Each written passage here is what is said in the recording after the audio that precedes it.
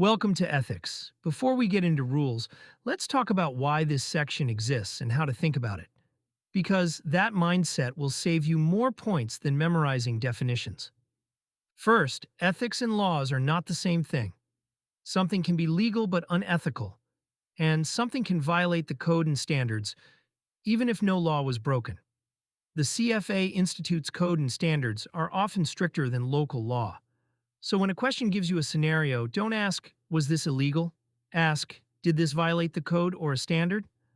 Those are different questions, and the exam will bait you with scenarios that are perfectly legal but still wrong under the standards.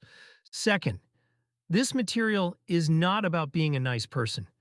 You might read a scenario and think, well, I'd never do that. I'm ethical. That instinct fails on this exam.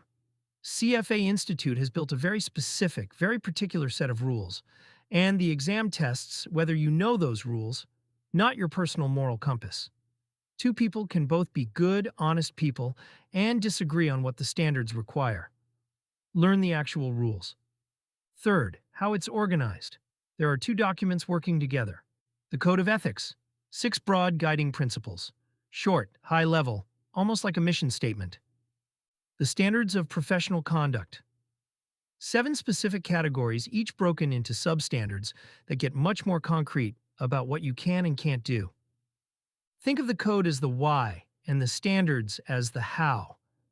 On the exam, most scenario questions test the standards because that's where the specificity lives. One more thing that matters a lot in practice, the ethics adjustment. If your overall score is borderline, CFA Institute looks specifically at how you did on ethics before deciding pass or fail. A strong ethics score can push a borderline candidate over the line. A weak one can sink you, even if you did fine everywhere else. So don't treat this as a soft section you can skim. It's graded harder, in effect, than the rest of the exam. Quick recap: ethics is not law. Don't rely on gut instinct. The code gives principles, and the standards give specifics, and ethics performance can swing a borderline pass or fail.